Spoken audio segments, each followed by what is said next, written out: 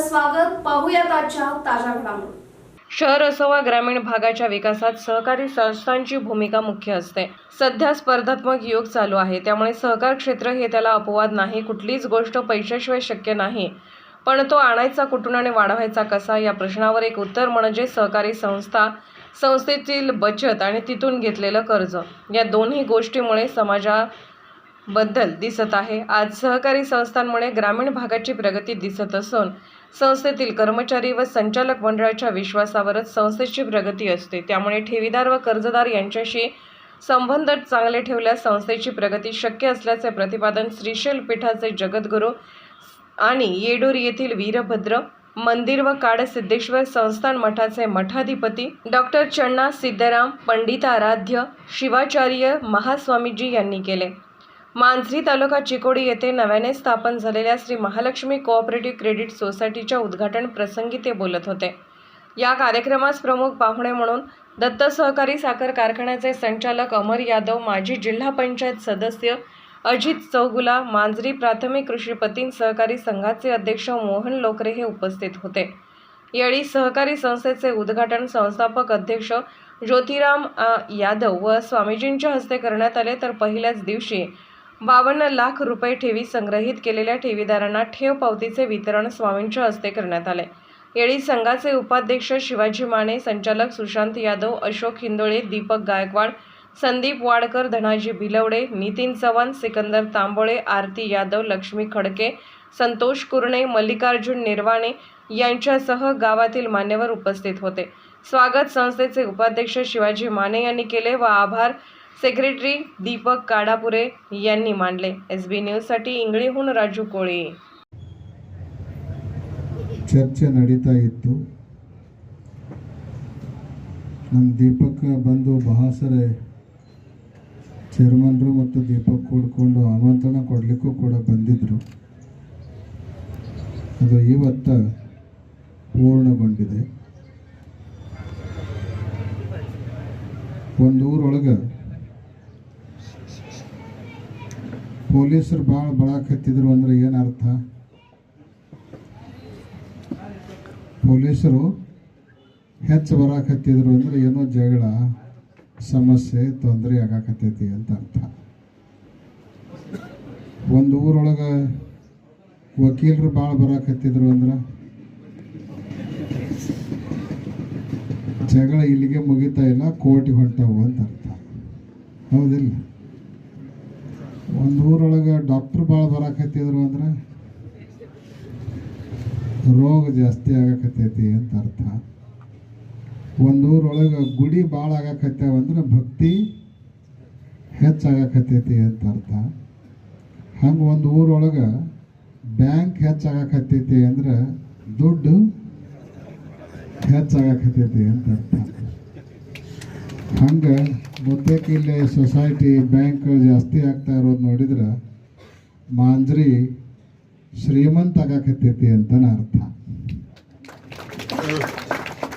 ಆದ್ರೆ ಮಾಂಜ್ರಿ ಊರವರು ದುಡ್ಡನ್ನು ಅಪವ್ಯಯ ಮಾಡಂಗಿಲ್ಲ, ಅದನ್ನು ಉಳಿಸಿ ಬೆಳೆಸೋದ್ರ ಮೂಲಕ ಸದ್ಬಳಕೆ ಮಾಡ್ತಾ ಇದ್ದಾರೆ ಅನ್ನೋದ್ರ ಪ್ರತೀಕನೂ ಕೂಡ ಬ್ಯಾಂಕ್ ಹೆಚ್ಚಾಗ್ತಾ ಇರೋದಕ್ಕೆ ಕಾರಣ.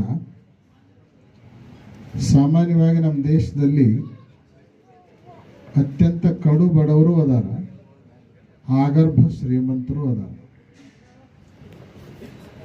ಕಡು ಬಡವರ ಹತ್ರ ದುಡ್ಡು ಇರಂಗಿಲ್ಲ, ಶಕ್ತಿ ಇರ್ತದ. ಆಗರ್ಭ ಶ್ರೀಮಂತರ ಹತ್ರ ದುಡ್ಡು ಇರ್ತದ, ದೈಹಿಕ ಶಕ್ತಿ ಇರಂಗಿಲ್ಲ. ಉಂಡದ್ದು ಕರಗಬೇಕಾದ್ರೂ ಗುಳಿಗಬೇಕು ಅವರಿಗೆ. ಹೀಗೆ ಏನೊಂದು ಆರ್ಥಿಕ ಅಸಮಾನತೆ ಇದೆ. ಆರ್ಥಿಕ ಅಸಮಾನತೆ ದೂರ ಆಗಬೇಕು ಅಂದ್ರೆ ಇಂತಹ ಬ್ಯಾಂಕು, ಸೊಸೈಟಿ ಮತ್ತು ಹಣಕಾಸಿನ ಸಂಬಂಧಪಟ್ಟಿರುವಂಥ ಸಂಸ್ಥೆಗಳ ಪಾತ್ರ ಬಹಳ ಮುಖ್ಯವಾದದ್ದು.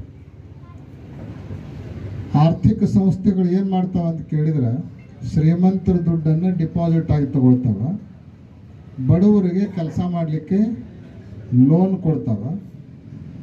ಆ ಮೂಲಕ ಬಡವರು ಕೂಡ ದುಡಿದು ಶ್ರೀಮಂತರಾಗಲಿಕ್ಕೆ ಒಂದು ಸೇತುವೆ ಯಾವ ಅಂತ ಕೇಳಿದ್ರೆ ಅದು ಬ್ಯಾಂಕು ಅನ್ನುವಂಥ ಮಾತನ್ನು ನಾವು ಈ ಸಂದರ್ಭದಲ್ಲಿ ಅರ್ಥ ಮಾಡ್ಕೋಬೇಕು.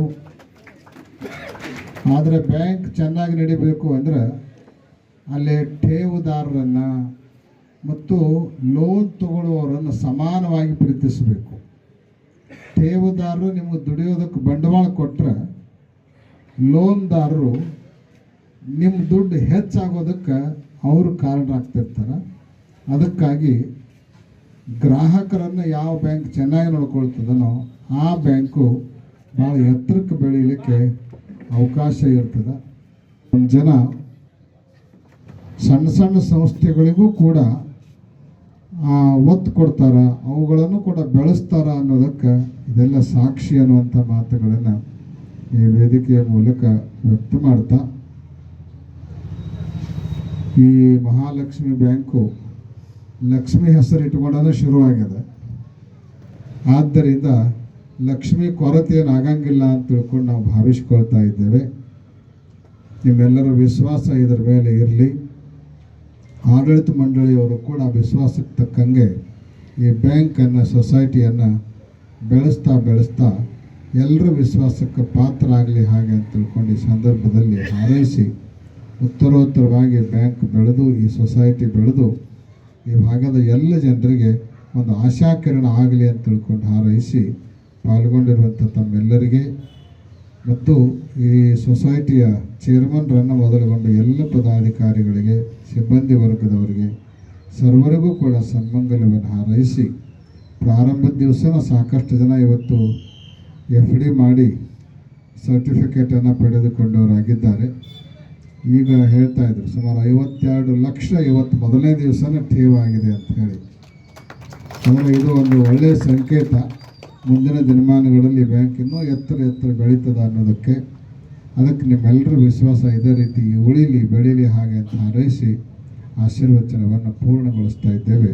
ओम शांती. राजकीय, सामाजिक, आर्थिक असा सर्व घडामोडींचा आढावा पाहायला विसरू नका SB न्यूज चॅनल आणि नक्कीच सबस्क्राईब करा.